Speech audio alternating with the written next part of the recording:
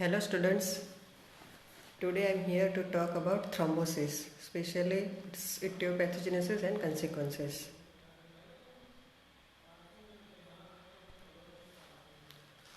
First of all, we will see some definitions. Thrombosis, it is the process of formation of solid mass in circulation from the constituents of flowing blood, and the mass itself is called a thrombus. Blood clot is the mass of coagulated blood formed in vitro, for example in the test tube or syringe. Hematoma, it is extravascular accumulation of blood clot in the connective tissue. And hemostatic plugs, these are the blood clots formed at the site of injury, for example vascular injury.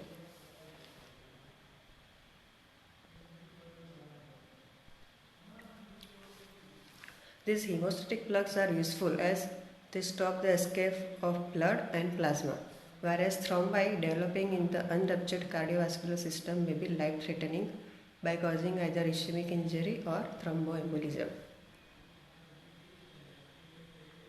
Pathophysiology of thrombosis.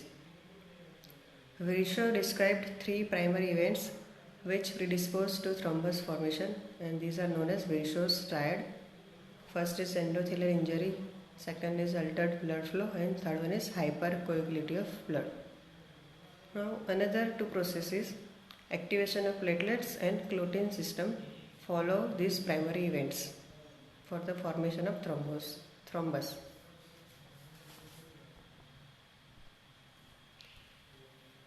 This is figure showing sequence of events and thrombogenesis.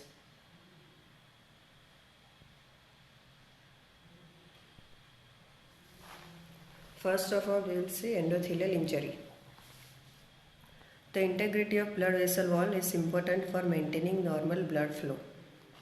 Functions of an intact endothelium are: it protects flowing blood from the thrombogenic effect of subendothelium. Second, it elaborates few anti-thrombotic factors like heparin-like substance thrombomodulin, inhibitors of platelet aggregation such as prostacyclin, and tissue plasminogen activator. Third one, it can release few pro-thrombotic factors also, for example thromboplastin, von Willebrand factor, platelet activating factor, and inhibitors of plasminogen activator that suppresses fibrinolysis. Vascular injury exposes the subendothelial connective tissue like collagen, elastin, fibronectin, and laminin. These are thrombogenic and thus plays an important role in initiating hemostasis as well as thrombosis. Endothelial injury is of major significance in the formation of arterial thrombi and thrombi of the heart, especially of left ventricle. The conditions that may cause vascular injury are endocardial injury in myocardial infarction, myocarditis or cardiac surgery, ulcerated plaques in advanced atherosclerosis, hemodynamic stress as in hypertension, diabetes mellitus, endogenous chemical agents like cholesterol or endotoxins, and exogenous chemical agents like cigarette smoking.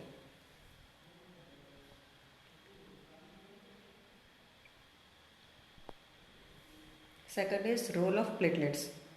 The sequence of events is: first there occurs platelet adhesion, then platelet release reaction, and lastly there is platelet aggregation.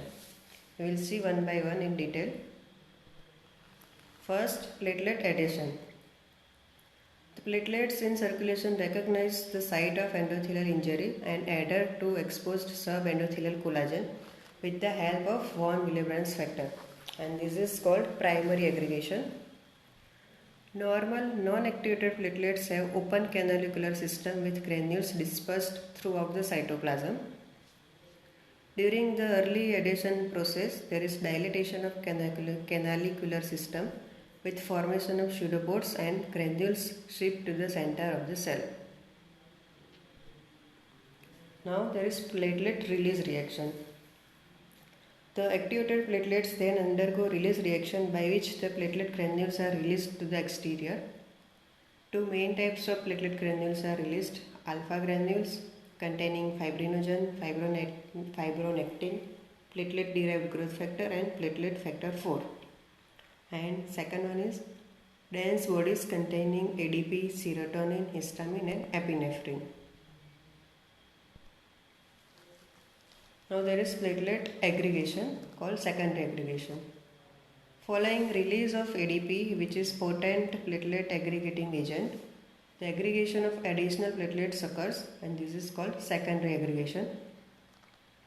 This results in formation of temporary hemostatic plug.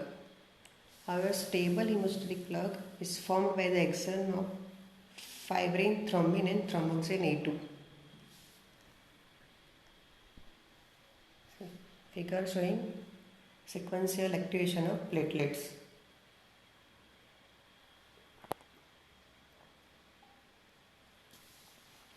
First there is platelet adhesion, then platelet release reaction and platelet aggregation, resulting in formation of temporary hemostatic plug or platelet plug.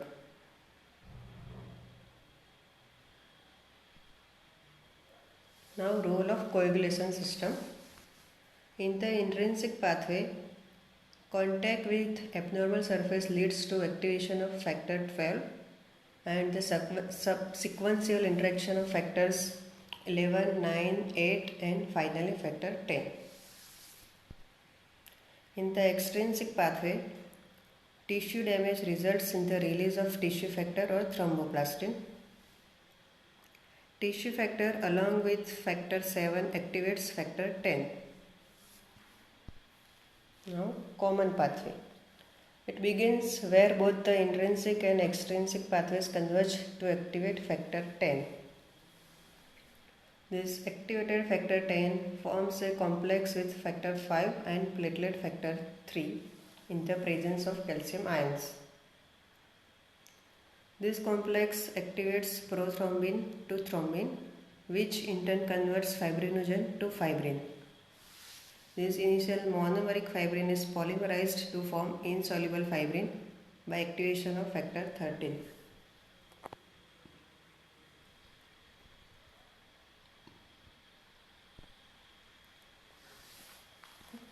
Figure showing intrinsic pathway, extrinsic pathway and common pathway of coagulation system.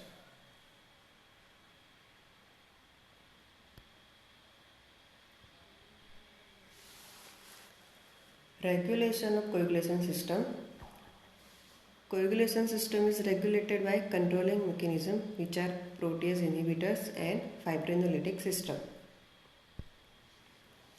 Protease inhibitors are protein C, antithrombin 3, alpha-1 antitrypsin and alpha-2 macroglobulin. These act on coagulation factors so as to oppose the formation of thrombin. Second one is fibrinolytic system. Plasmin, a potent fibrinolytic enzyme, is formed by the action of plasminogen activator on plasminogen present in the normal plasma. This plasmin acts on fibrin to destroy the clot and produces fibrin degradation products. Fourth is alteration of blood flow.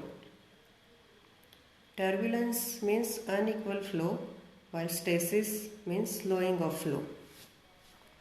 Normally, there is axial flow of blood in which the most rapidly moving central stream consists of leukocytes and red cells. The platelets are present in the slow moving laminar stream adjacent to the central stream, while the peripheral stream consists of slowest moving cell-free plasma close to the endothelial layer.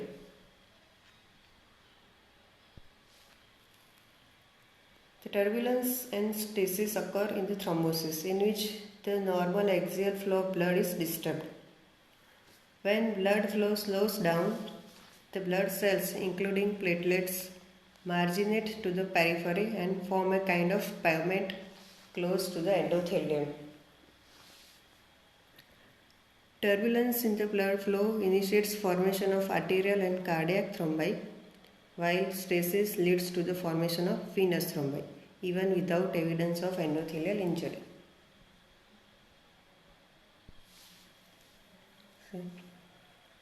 Figure showing normal axial flow and turbulence and stasis in the flow resulting into margination and pigmenting of platelets.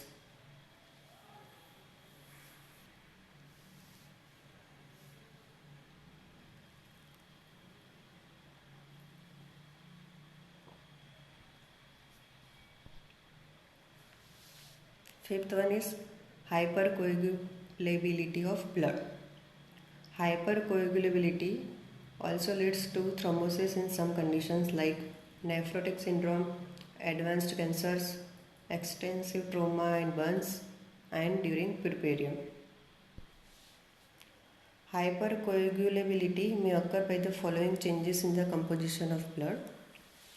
First is increase in coagulation factors like fibrinogen, prothrombin, factor 7, 8 and 10. Increase in platelet count and their adhesiveness, or decreased levels of coagulation inhibitors like antithrombin 3. Predisposing factors for thrombogenesis are primary factors like deficiency of antithrombin, deficiency of protein C or S, defects in fibrinolysis, and mutation in factor 5. Secondary or acquired factors are risk factors like advanced age, smoking, immobilization, heart disease like MI or CHF, vascular diseases like atherosclerosis, aneurysms or varicose veins, hypercoagulant conditions like polycythemia, dehydration, nephrotic syndrome or cancer, shock, trauma, burns, surgery or certain drugs like anesthetic agents or oral contraceptives.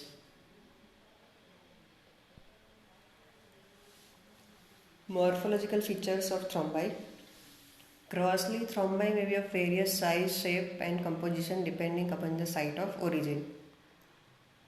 Arterial thrombi are white and mural, while the venous thrombi are red and occlusive. Mixed thrombi are also common, consisting of alternate white and red layers called lines of Seine. Red thrombi are soft and gelatinous, whereas white thrombi are firm and pale.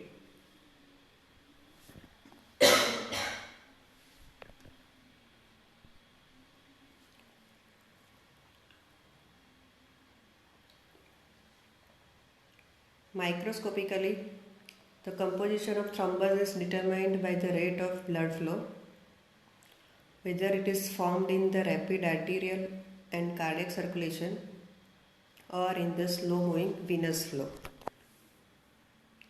The lines of Seine are formed by alternate layers of light staining aggregated platelets mixed with fibrin meshwork and dark staining layer of red cells. Red or venous thrombi have more abundant red cells, leukocytes and platelets entrapped in fibrin meshwork, resembling blood clots in vitro.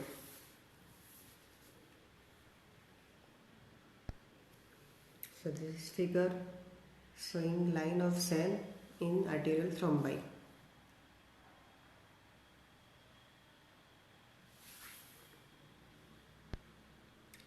This another figure showing lines of Seine formed by alternate layers of platelet and fibrin, RBCs and leukocytes.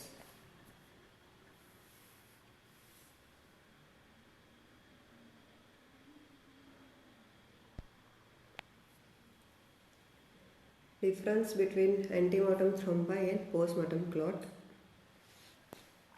Antemortem thrombi are dry, granular, firm and friable, adherent to the vessel wall, and may or may not take the shape of vessels, and surface contains apparent lines of Seine. While postmortem clots are soft, gelatinous and rubbery, weakly attached to vessel wall and takes the shape of the vessel, and the surface is chicken fat yellow covering the underlying red current jelly. This figure showing rubbery gelatinous postmortem clot which forms the perfect shape on the vessel wall and not attached to the endothelium.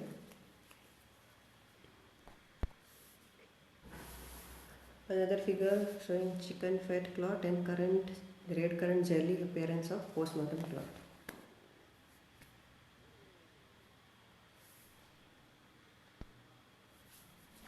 Origin of thrombi. Thrombi may arise from the heart, arteries, veins or in the microcirculation.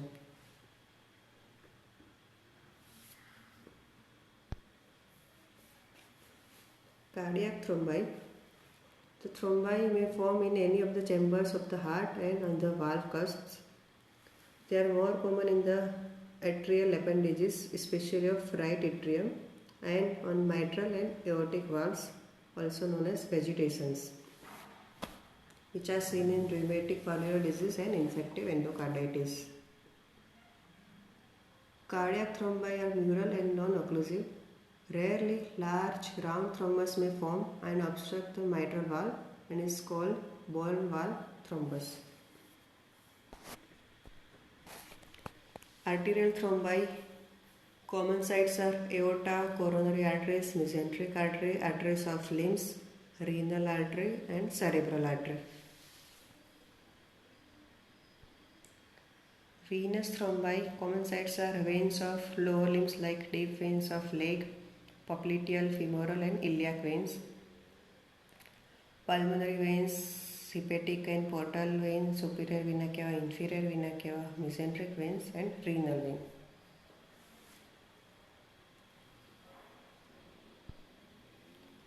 Difference between arterial and venous thrombi. Arterial thrombi are formed in rapidly flowing blood of arteries and heart. Venous thrombi are formed in slow moving blood in veins. Arterial thrombi are common in aorta, coronary, cerebral, femoral, renal and mesenteric arteries, while venous thrombi are common in superficial varicose vein, deep leg veins, popliteal, femoral and iliac veins.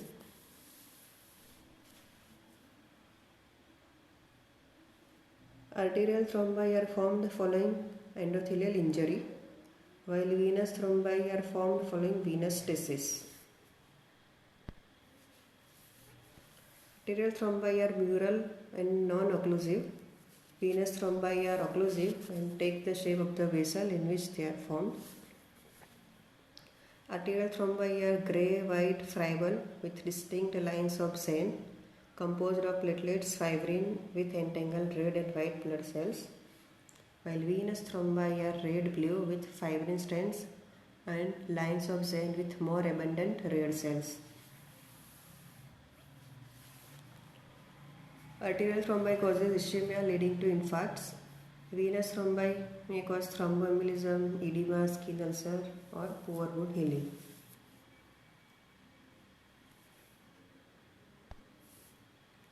So this figure showing arterial thrombi and venous thrombi. Arterial thrombi are formed in rapidly moving blood flow and venous thrombi are formed in slow moving blood.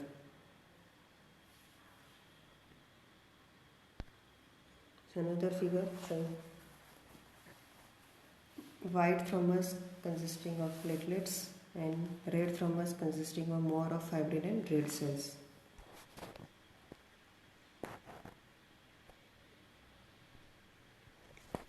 Capillary thrombi.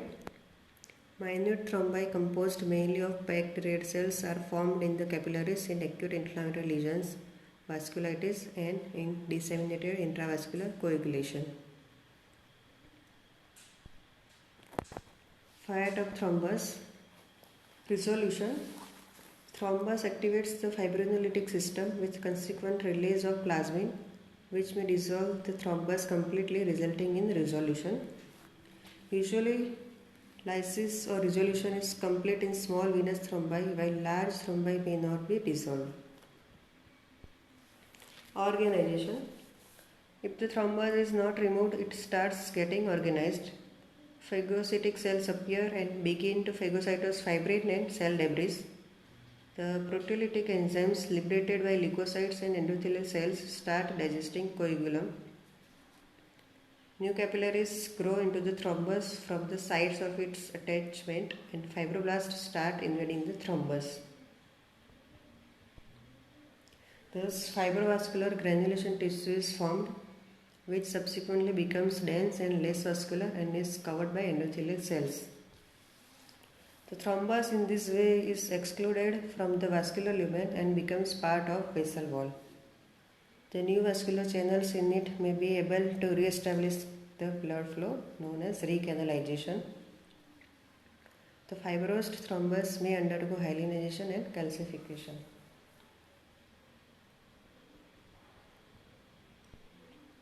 Propagation. The thrombus may enlarge in size due to more and more deposition from the constituents of flowing blood. Ultimately, it may cause obstruction of some important vessel. Thromboembolism. The thrombi in early stage and infected thrombi are quite friable and may get detached from the vessel wall. These are released in part or completely in the bloodstream as emboli.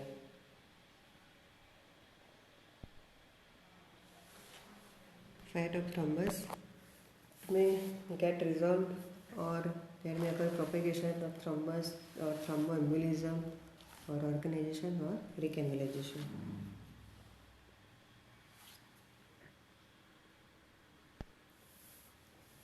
Clinical effects. This depend upon the site of thrombi, rapidity of formation and nature of thrombi.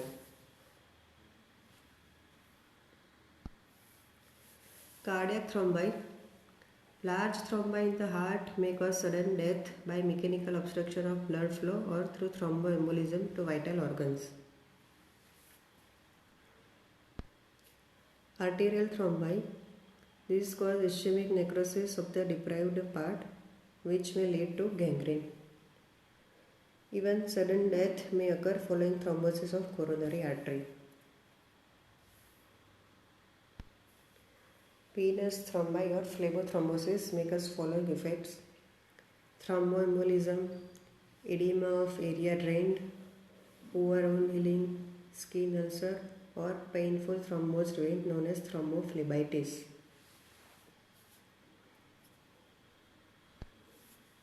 Capillary thrombi. The thrombus in microcirculation may give rise to disseminated intravascular coagulation. So, this is all about thrombosis and its effects. Thank you.